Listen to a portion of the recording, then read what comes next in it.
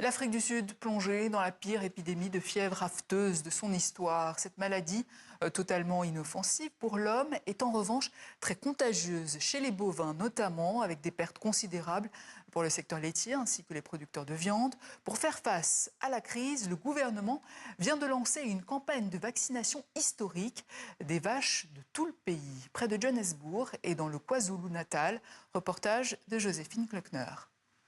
Désinfection des véhicules, interdiction de passage pour le bétail, c'est tout un dispositif de biosécurité que de nombreux éleveurs ont mis en place autour de leur propriété. Dans cette ferme du KwaZulu-Natal, 850 vaches sont vaccinées contre la fièvre afteuse aujourd'hui. C'est un énorme soulagement. Nous sommes reconnaissants d'avoir enfin les vaccins. Tous les jours, on se réveille avec une épée au-dessus de la tête. On sait qu'on va être touché d'un jour à l'autre.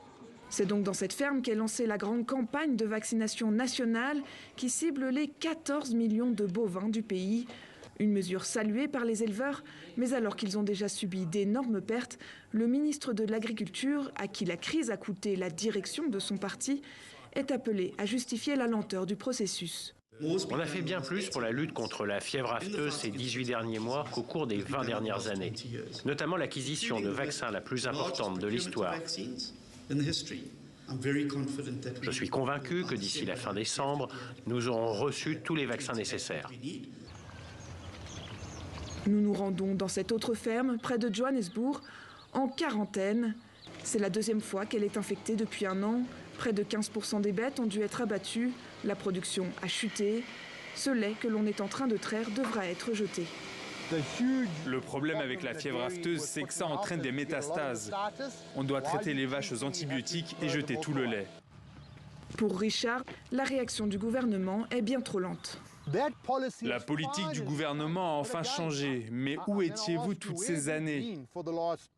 Il aura fallu attendre qu'on soit tous à terre, que ça ait coûté des milliards à l'économie pour qu'il change cette politique de lutte.